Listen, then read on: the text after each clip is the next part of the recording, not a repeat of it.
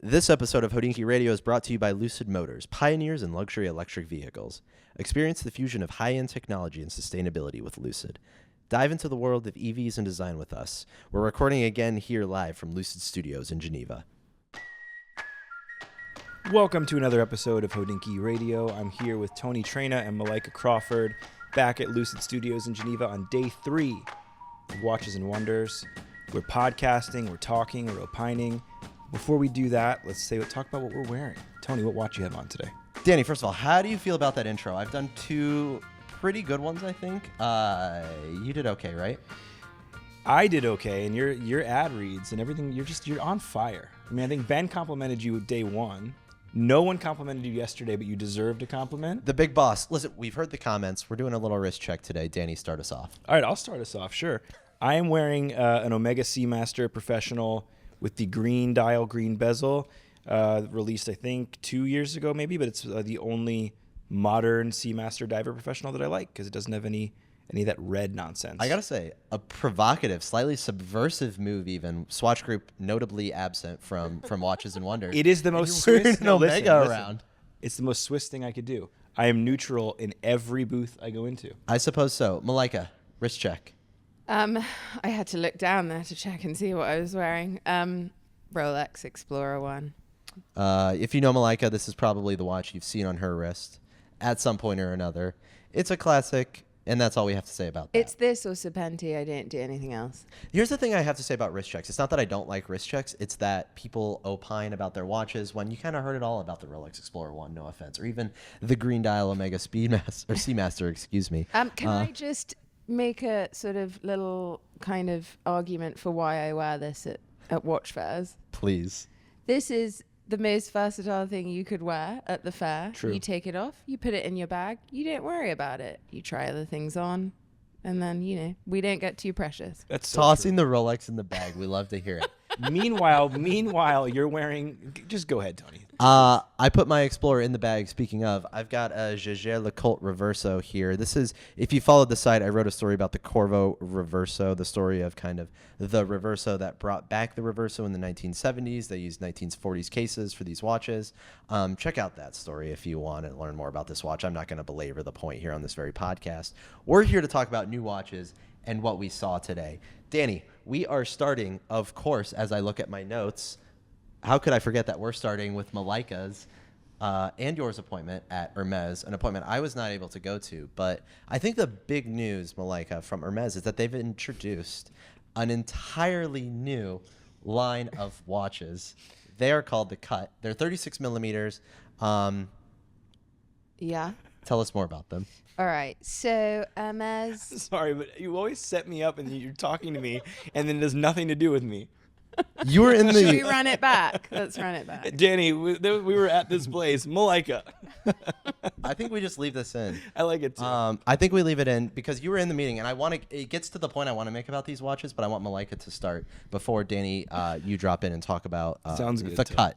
So, I have a sort of deep fascination with the world of Hermès and its watches because it sort of exists in its own little microcosm, right?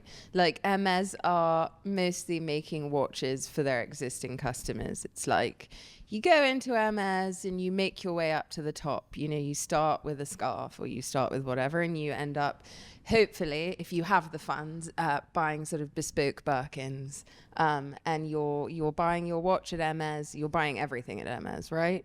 Unless you're sort of a Cape Cod high school 15-year-old girl. I wouldn't know. But yes, Anyway, sure. I'm laying it down You for made you. direct eye contact with Tony. Yes, my days as a Cape Cod. I'm laying down the sort of different entry points to Hermès, watches, but I think mostly it sort of exists as its own thing. And Tuesday, they released The Cut, and we see kind of them attempt a sort of like every man piece, maybe every woman piece, because they're marketing this as a woman's watch, but not really. I guess every people. Every people. I guess it depends on which market, the verbiage that you use, right? Like Right. USA, unisex, maybe other markets you're saying for women. I don't know. What was interesting is that instead of shrinking the HO8, they made a new watch They for did. women, a sport watch. And actually, I'm going to say I tried it on and I really liked it. And you said to me, this is like the one kind of watch where your taste and mine intersect. Yeah. Because That really, wasn't a diss. no, it's a compliment. Yeah. No, because here's the thing. I saw pictures of that watch and I'll be honest, it wasn't, the most dazzling thing I've seen. No. But I knew that when I saw it in real life, I was going to like it because it's Hermès, so it's well designed. Everything is proportionally correct. The typography is very nice. Very nice. Yeah. And it looked great on you and it looked great on me, if I do say so myself. Interchangeable straps, the whole shebang. Well, Danny, this is where I wanted to tee you up a little bit because it's a 36 millimeter watch, like you said, Malika, marketed towards women. However, I'm in any number of group chats, watch-related group chats, and I'm not. How many? I said any number, Danny. Okay, got it. I put them all on mute, honestly. WhatsApp or iMessage? You know WhatsApp. you're deep when it's WhatsApp. WhatsApp. Yeah, okay. sure. No, I don't let people into the iMessage, honestly. Okay. That's personal. It's personal. All right. It's So what's personal. the tea? What's the tea? Okay. A lot of folks in my tiny corner of the world that are talking about these jewelry watches, these design-driven, smaller vintage watches, Malika, we've talked about these types Yeah. of things on the podcast before. Eye roll. They're looking at the 36 millimeter, the cut, and they're saying, interesting. So, Danny, from your perspective, what are we looking at? That was more offensive than the intersection of taste thing. Yeah. I'm just kidding, Tony. Yeah. No, it's I knew we had heard about this watch, I think maybe 2 or 3 weeks ago, and I said this in the meeting. It's the kind of watch you look at even in the press images. It doesn't dazzle you or anything, but you get it immediately. It's just well designed, and putting it on, it has very similar proportions to the Explorer. Yeah. So it wears extremely true to size. And similar to what I like about the H08 or even sort of the time-only slim to Hermès type stuff is the little details get all of the attention. So the links of the bracelet, the clasp, the custom typography, the orientation of even the Hermès logo on the dial relative to the hands. It's extremely legible. Whether we were seeing it in steel or in the two-tone rose and steel configuration, I preferred the steel, obviously. There's just something really clear about the watch. And maybe it speaks to Hermès and its like storied past, but it understands how to design something. I period. think it's just like very clean. It is. Without being like a derivative. But the branding is so clear, don't you think? But that's like Hermès. Exactly, Yeah. but there's brands out there that can't. So it's like you could look at that watch and be like Aquanaut, You could. Nautilus, but it isn't that in real life. And that's the other thing. So the cut, the major, I guess, design difference between it and a conventional watch is the 130. Oh, right. The crown. The crown at the top right of the case, which, you think about 430 crowns on dive watches and things like that. Here, it was not done for any sort of, I don't know, thoughtless reason, but because the way that the cut is cut on the sides of the case, which are symmetrical, there was no way to put a crown at 3 o'clock. It would sort of disrupt the symmetry. So it's beveled on each It's side. beveled on each side. Yeah. So there's like a contrast in the texture of the like polished and satin brushed. And then in order to keep the line, the integrity of the line, Yeah. They've put the crown at 130. And it's the kind of watch that is clearly like being thought out by somebody who is like, it's designy. It's designy. Yeah. It's cool. Malika, I want to keep it with you for just a second because we Yeah. talked about these a little bit yesterday, Cartier and the tiny tanks, the tiny tank Louis, the tiny tank Americaine. Obviously kind of an extension of like what we've seen with the Benoir and these like really small watches, but I want to get your perspective on whether or not these watches are sort of successful in what they set out to do. I think it's interesting because I sort of do that whole eye roll thing when people talk about tiny watches these days. But actually, there's something about the Tank Mini that I think only Cartier could do. What they've done, instead of making a tiny tank, they just have literally downsized the Tank Louis. Like it's just a mini Tank Louis. Like The they same have. proportions, Yeah. just shrunken. Yeah. Honey, I Shrunk the Watch. Well, did you see my deck? Yeah.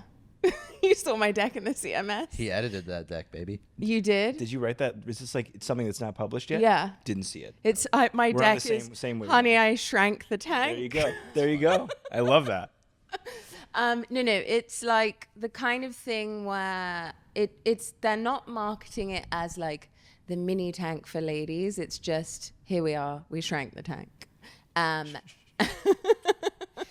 Shrank the That's it. tank. Yeah. Yeah, I think someone also pointed out to me that the price is basically equivalent to, the love bracelet, like a gold love bracelet. Or Right. whatever their Let's other not bracelets put are. that watch though like on the same sort of like, I don't want to put it in love bracelet world, because I think it like, here's the thing, the Benoit bangle to me, that's jewelry. This is just like a tiny watch. Yeah. Yeah. Well, I find it compelling for that very reason. Someone might buy this and be attracted to watches instead of a bracelet if they're just walking in So for a what Cartier really, thing. what I was like so surprised by was Ben's reaction to it. He was going nuts. And I asked him, and I was like, why is it that you like this watch so much? And he was like, because it's sort of like a new watch wearing experience for me. And he kind of, the fact that he's drawn to it makes me think it's not gimmicky, that it is just like a cool way of doing a small watch. We talked about everything else from Cartier yesterday, the Tortue and everything else, and Danny and I spoke a little bit about the tiny tanks, as we're calling them now, whatever the actual name might be at Cartier. So I think we'll leave the discussion. It's Tank Mini. We'll leave the discussion there for the day. But before we get on to the next part of the discussion, become immersed in the essence of luxury with Lucid Motors, where every journey is an experience of unparalleled comfort and advanced technology. Lucid Motors' commitment to sustainability is not just in its electric innovation, but in every detail of the Lucid Air's design. Experience a new era of luxury travel with Lucid Motors, or learn more at lucidmotors.com. And as I've said every day, also think about coming down to the studio here in Geneva. We've been enjoying our time here every day recording after the show. It's a nice escape from the madness of the Palexpo.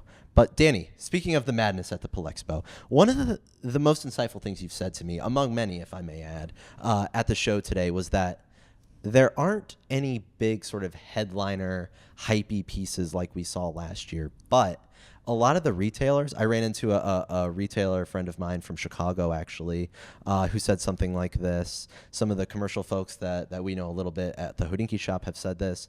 There are just a lot of good everyday watches that people are going to walk into their retailer, they're going to see on the Hodinkee shop, if I may be so bold as to plug our own very site.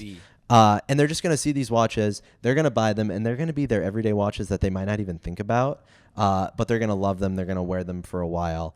This is something you said to me when we were in the Oris meeting, Yes, seeing the new Aquis. So I want you to talk about what they've done to sort of refine and update the Aquis. And if you want to zoom out a little bit and talk about like what I just said and explain from your perspective there, after talking about Oris, that'd be great too. Yeah, I mean, no, the Oris obviously revamped the Aquis in a way not dissimilar to how Rolex might quote unquote revamp the Submariner, which is just like if you looked at two Oris Aquis side by side, you're liable not to know you're looking at two different watches. So it's just improving a good solid dive watch and making it better. But my point is now it's sort of like twofold, because I think there's a little bit of an issue with how the watch industry has been handling things, let's say the last 5 years, which is there have been serious hero pieces for brands every year. And the expectation then becomes that a brand needs to innovate and wow and surprise every release year. And that's difficult for an industry that expects you to buy something where the value proposition for any watch in the price segments of the ones we talk about is that they should ostensibly last forever.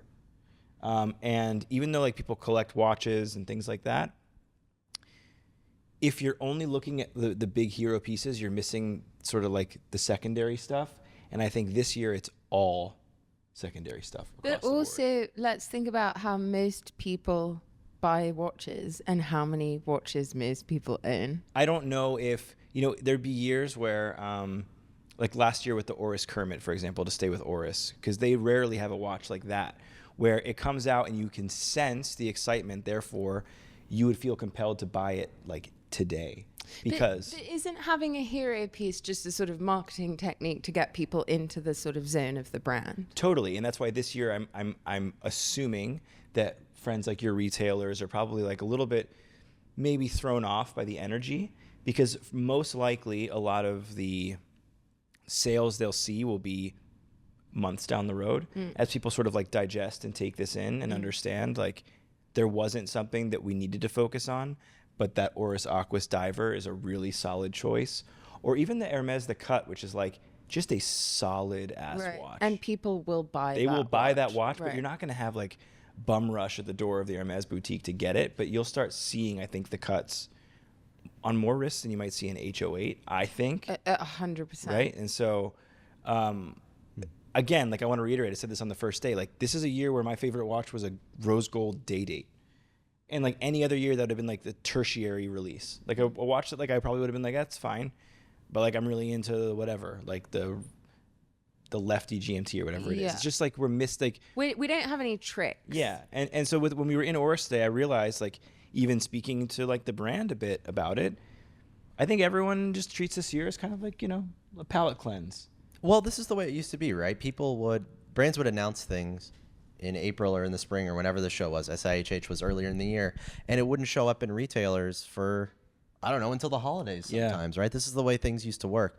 And it changed in the last few years when the industry got like, you know, kind of frothy or whatever words you want to use, where there was a certain pride in like, I don't know. I remember the Tudor Black Bay 58 Blue when they kind of just dropped that at their retailers one day in the middle of June 2020 or 2021. I can't remember what year, but there was a certain pride in being the first one to get the call, or you know, having people reach out to their ADs or their retailers right away, and like forming a list or a line for these like really in demand watches.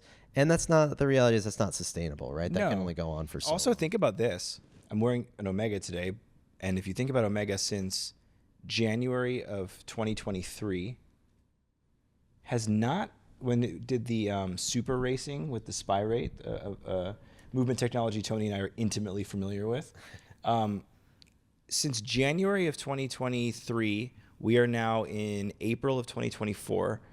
Omega has literally not released truly a new kind of watch.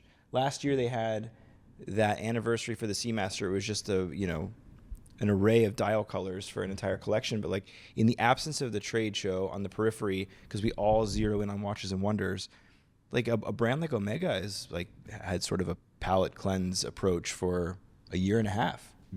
That's kind of interesting from like a market perspective. What is that? Can you just unpack, like spin it forward? What does that mean, Danny? I'm not really sure if it means that, you know, there needs to be a bit of course correction, and you know it's happened in the past in the watch world, whether it's like trends of color or trends of style come in. I think this is now like a self-referential realization that is simply not a sustainable way to operate. Can somebody please talk to me about this green dial obsession? As somebody who's like, you know, I've only been in watches for like 3 years now. I do not get it. Like, what is going on? I truly don't know. Why is green dial like innovation?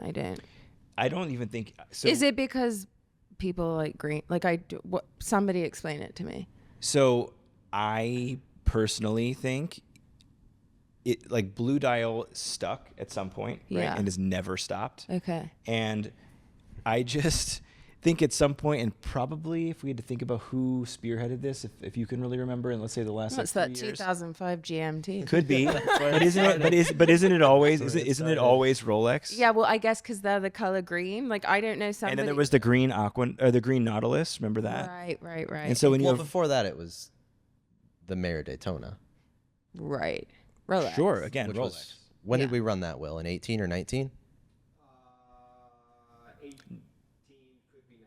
No, I think it was that episode of Talking Watches. Yeah. But that watch was a 2016 release because I think it got hot. Yeah. But it was a nothing watch. Yep, exactly. A nothing watch. Yeah. Hey, so maybe John Mayer did it. Maybe, you know, it all goes back to that. I suppose. It just feels very sort of like everybody talking about trends, but to me, it doesn't. It's like, what are we talking about? A trend's not a trend when it's manufactured. Right? Yeah. Right.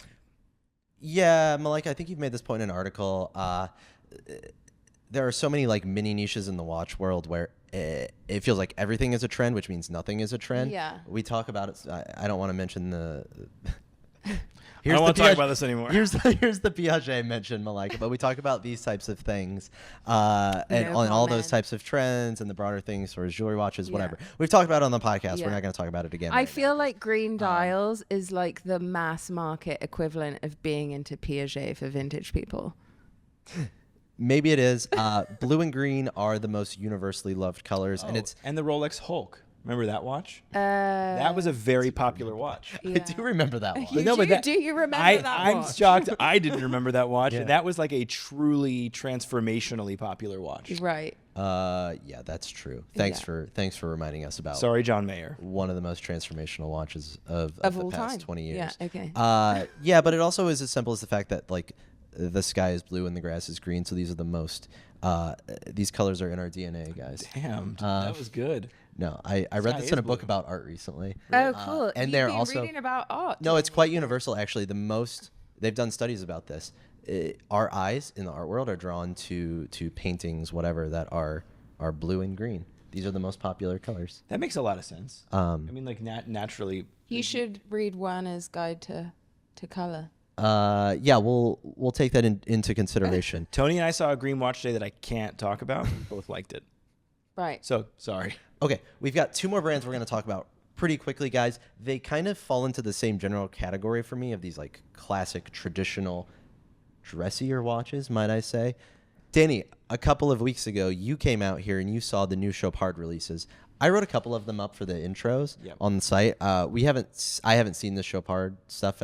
We haven't had an appointment yet. That's right. But you've seen some of the watches. They did a new Qualité Fleurier. Love How that was my watch. pronunciation? Qualité Fleurier. As well as another. Qualité Fleurier. Much better. As well as another LUC with a sector style dial, and then another Alpine Eagle that I know you want to talk about a little bit. So give us the rundown on Chopard and what they continue to sort of do right or differently. I think Chopard is doing well. It has like 3 distinct lines that it likes to operate in from its sort of like grown popularity. And one is the Alpine Eagle. One is this sort of like traditional LUC sort of dressier side of things. And then you have the Mille Miglia side. So what about Happy Diamond? And of course, Happy Diamonds. So let's say 4. That's actually really true. Yeah, we may not like it. I will admit that's the most popular watch they but sell. people It wear is, it Happy is. Diamonds. That's true. Okay. That's true. Yeah. And I have a happy lamp to remind Neon me of that. So sign. it's hard to say that I forget about Right. that. But when I saw the watches at the Chopard manufacturer, I wasn't expecting to really love them as much as I did, and especially like the LUC stuff, which I know you're particularly a fan of. The Qualité Fleurier it's a beautiful watch. It's a beautiful execution in steel, I believe. It's in steel for the first time. So they introduced the Qualité Fleurier. 2005 was the first model. They've always done it in precious metals. It's in lucent steel, Danny. Lucent Don't steel. you forget. Proprietary. For the metal. first time Love this proprietary year. steel. So it's under $20,000, which is really exciting, actually. Basically, let's just call it the QF. I don't know if that's sort of what they use, but Let's we'll call call it it that. It's just basically a super certification. They do some other things beyond Geneva Seal and chronometer certification to really oomph the technical interest for people that are interested in that. Give it a little oomph, Malika. But it's actually an independent certification board that Chopard and 4 other manufacturers based out there founded in the early 2000s, and not a ton of brands submit to them still. So it's cool to see that Chopard is still kind of committed to that. The sector style dial on the other LUC is nice as well. The reality is though, these are 40 millimeter watches. They're big watches. The sector dial fills it in, but it's still going to wear a little bit big on the wrist. But I think the design helps. It gives it a little bit more of a compact effect, and at least there's more going on there than in previous iterations. But Danny, what'd you think of the Alpine Eagle that they did? So and Malika knows I'm an Alpine Eagle fan. Malika, you're an Alpine Eagle fan. I actually am earnestly an I know. Alpine Me Eagle too. fan, and I am also weirdly sort of a bit of a secret open work fan. Interesting. Yeah, it's probably AP brainwashing. For sure. Without Because we all question. know where mine It happens to the best of us. Yeah. I like it. So I think obviously when I saw that, I haven't seen it in person, but all I could think of was the San Moritz that Phil Toledano Yes. actually probably recently sold, because he's always flogging his watches on Instagram. But I was really into that. And so it was cool to see kind of like the 2024 version. That was like a weird coincidence maybe. Super. And also, I mean, the watch it's made in titanium, which is even So more that's the point interesting. of this Right, watch. It's right. like super lightweight. Like, what's the size? It's the same 41 millimeter. Yeah. Yeah, that's a lot of dial. And you know what's cool about this watch and even the XPS, which was last year's I love that XP variation, which That was a great watch. correct me if I'm wrong, but these are the LUC laden versions of the Alpine Yeah. Eagle. So they're Wait, generally Chopard is low-key killing it. No, they're killing it. Like, I forgot how much I like that watch. Yeah. Yeah, okay, cool. And so this one with the titanium, last year with the salmon dial, and with the salmon dial watch, I believe introduced was the bracelet with a trigger deployant on the back. Because this is what's really obnoxious. This is a super pedantic thing. You are being insane I right can't now. take off the bracelet if I have no reference point to take it off from. Okay, right. So when it's a butterfly clasp, I have to stick my finger underneath the bracelet to get it off. Now I have two little buttons on the side. Happy for you. I've been told it's going to come to the entire Alpine Eagle range, but it's on this titanium version. It's open worked. It's beautiful in person. Did you try it on? I did try it on. And light as a feather? Light as a feather. Yeah. You can weirdly see your skin through the other side of Yeah. it. What's that like? It's not my favorite. Okay. But that watch is one of my favorites of the show. I think it's kind of sick. Another brand that I kind of associate with Chopard in a way is Parmigiani, which I saw these watches today. You all have not seen these, right? We didn't see the Toric, no. Okay, so the big news from Parmigiani is they've relaunched the Toric collection. It's kind of the... That's your collection, isn't it? How do you mean? I don't know. I feel like that's sort of your... Well... Why do I associate that let's with get you? into it and see if it is or is not my collection. Here's the thing. They re-released the Toric after kind of quietly letting it go the last few years while they focused on the PF, kind of the sportier watch, right? One of the more elegant sports watches on the market, in my opinion. And they've done some great things with that. But this year they focused on the Toric, which was kind of originally released in the 90s. It has this quite neoclassical vibe if you look at the original watches that they released. Well, that's why I associate it with you then. I'm neoclassical? Yeah. Yeah, thank Yeah. you. I get that a lot. It had these bezels that were kind of inspired by Roman columns, and it's an acquired taste, honestly, but a lot of people have been digging it a lot lately, the vibe. They've been digging the Toric. But for this new release, they did a couple of things. First of all, aesthetically, they really minimalized everything. It feels very much in line with a lot of what Parmigiani's doing. Yeah, it's what they did with the PF, right? The dial is super minimal now. The cases as well, a lot cleaner, but the other thing they did was upsize it to 40 millimeters. So they released time-only watches in 40 millimeters in platinum and in rose gold. And then they've also got this beautiful Rattrapant that's 42 millimeters. This seems quite strange to upsize I agree. right now. Right now. Yeah. I agree. And I think it's kind of the lugs are relatively short, so it doesn't wear terribly on wrist. And I think perhaps if the PF collection is any indication, they'll give us the 36 millimeter version later down the road. But yeah, if you're going to relaunch a collection like this, I think you've got to have something more than a 40 millimeter watch nowadays. If it's going to be a dress watch that's all minimal. What's dial. the price point on this? So the other thing is, if you look at it, it's okay. I won't bury the lead. It's $50,000 basically for the platinum. The rose gold is closer to 60 US. The rose gold is about 50 US, I think. The movement is rose gold. It's finely finished. It's everything you would expect from Parmigiani. But it's a $50,000 watch. We talked about the 1908 on day one in platinum. That's a $30,000 watch. And we just talked about Chopard. The QF is a $20,000 beautifully made dress watch that gets everything that Chopard has to offer.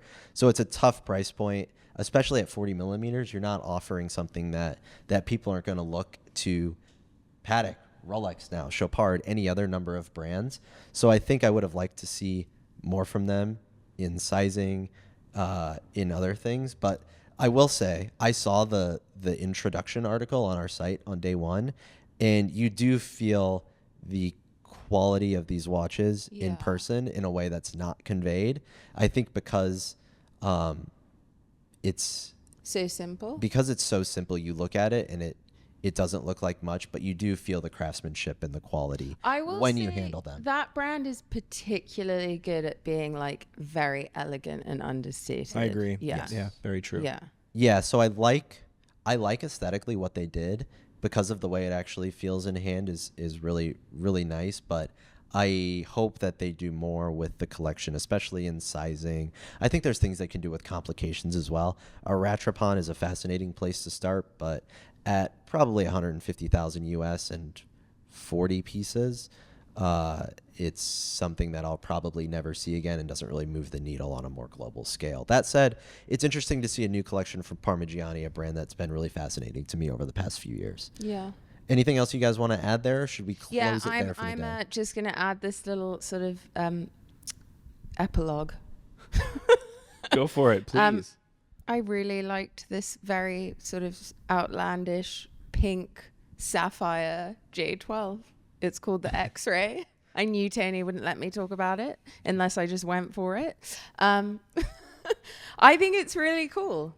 I think Chanel are doing cool things, and I think you should pay more attention. I didn't get to see it, but I saw James editing the photos, Yeah. and so I'm excited to read your story. It might not be your taste, but hey, they're doing something. Chanel's always doing something very they cool don't out of care the what air. anybody thinks. Yeah. I appreciate Chanel in ways that I don't appreciate certain other brands. They know who they are, and they don't really care what you think about them. Yeah. And you cannot say that for a lot of brands. They truly do not care.